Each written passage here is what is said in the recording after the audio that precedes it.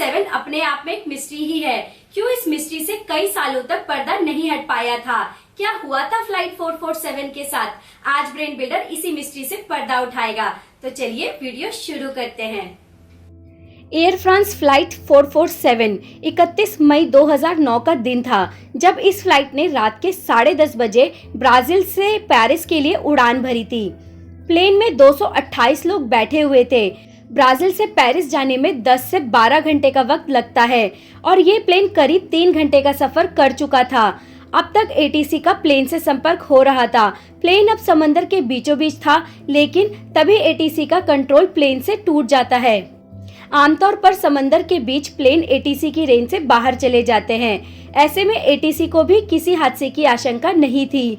वहीं दूसरी तरफ सेनेगल एटीसी भी प्लेन से संपर्क नहीं कर पा रहा था, यानी न पेरिस और न सेनेगल एटीसी से संपर्क हो पा रहा था।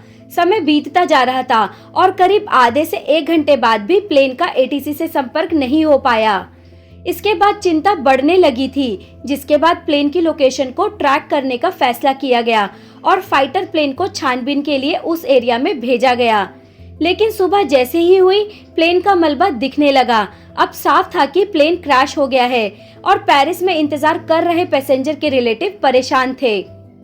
उन्हें पता ही नहीं चल पाया कि आखिर हुआ क्या है। अब सवाल था कि प्लेन क्रैश कैसे हुआ। इसको लेकर 2 टीमें बनाई गई। पहली टीम ब्लैक बॉक्स को खोजने के लिए निकली और दूसरी टीम प्लेन के बाकी हिस्सों और शवों को रिकवर करने के लिए। हर दिन समंदर से डेड बॉडीज मिल रही थी, जिन्हें एक एक करके उनके रिलेटिव्स को सौंपा गया। 16 दिन की खोजबीन के बाद 228 में से सिर्फ 50 डेड बॉडी ही मिली। बाकी बचे लोग और प्लेन का ब्लैक बॉक्स सब कुछ समंदर में डूबा हुआ था। इस ब्लैक बॉक्स को खोजने के लिए सबमरीन का भी इस्तेमाल किया गया। दरअसल ब्लैक बॉक्स कुछ सिग्नल्स देता है, जिन्हें ये सबमरीन कैच कर लेती है। लेकिन 12 महीने की खोजबीन के बाद भी कुछ भी नहीं मिला।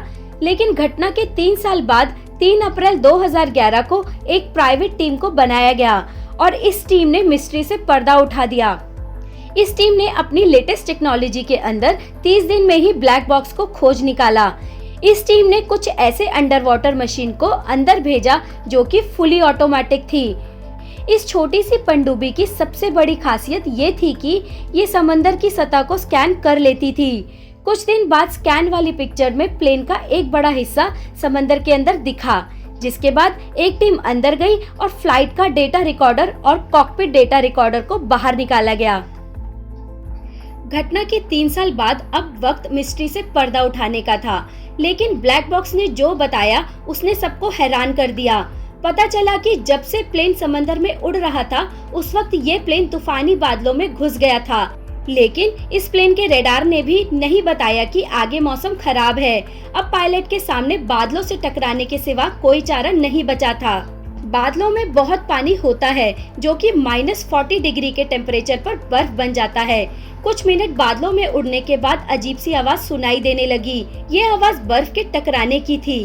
इस प्लेन में 3 पायलट थे। जो सबसे एक्सपीरियंस पायलट था, वो ऑलरेडी 3 घंटे फ्लाइट को उड़ा चुका था और इसीलिए वो रेस्ट करने लगे। अब प्लेन को पायलट के हाथ में था, जिसका एक्सपीरियंस कम था। रात का समय था, तूफान था, बर्फ प्लेन से टकरा रही थी। इस एक्सपीरियंस से को पायलट घबरा गया था, लेकिन ये बर्फ के टुकड़े प्लेन के आगे लगे सेंसर को जाम करने लगे थे। ये सेंसर पायलट को बहुत अहम जानकारी देते हैं, जैसे प्लेन के नोज की पोजीशन ठीक है या नहीं, हवा कितनी तेज चल रही है, बर्फ के अटैक का एंगल क्या है।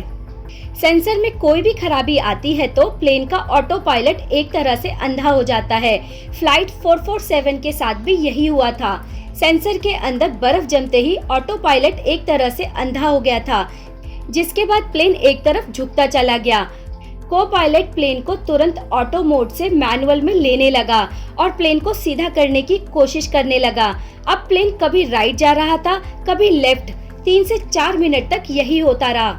इसके बाद को पायलट ने सबसे बड़ी गलती की।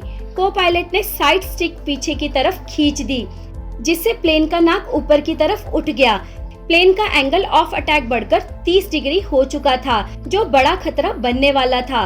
दोस्तों, जब प्लेन का नाक ऊपर की तरफ था, यही वजह थी कि हवा प्लेन से बहुत तेज से टकरा रही थी और प्लेन को लिफ्ट मिलना बंद हो गया था। इसी कंडीशन को पॉजिटिव स्टॉल कहा जाता है। अगर प्लेन का नाक जरूरत से ज्यादा नीचे चला जाता है तो उसे कहा जाता है नेगेटिव स्टॉल। जिसके बाद को पायलट ने कहा कि प्लेन अब उसके कंट्रोल में नहीं है। अब दूसरे पायलट ने प्लेन को कंट्रोल में लिया और एक सही फैसला लेते हुए साइड स्टिक को डाउन करना शुरू किया, लेकिन अब भी दोनों पायलट अलग अलग डायरेक्शन में फोर्स लगा रहे थे। दो अलग अलग कमांड से प्लेन का सिस्टम भी कंफ्यूज हो गया, जिसके बाद प्लेन बहुत तेजी से नीचे आने लगा। तभी कैप्टन ने कॉकपिट में पहुंचकर प्लेन को कंट्रोल करने की कोशिश की। पायलट ने देखा कि स्टॉल अलार्म कभी ऑफ कभी ऑन हो रहा है। ऐसा इसलिए हो रहा था क्योंकि कभी कभी प्लेन का सेंसर काम कर रहा था। वो बता रहा था कि प्लेन स्टॉल पोजीशन में जा चुका है। कैप्टन के सामने पहली चुनौती प्लेन के नोज को डाउन करना था, लेकिन तब तक बहुत देर हो चुकी थी। प्लेन की स्पीड बहुत कम हो चुकी थी। ऐसे में प्लेन बहुत तेजी से समुद्र में नीचे आने लगा और पानी से टकराते ही सब कुछ खत्म हो गया। दोस्तों, प्लेन में ऑटो पायलट होता है, ये सेंसर से चलता है।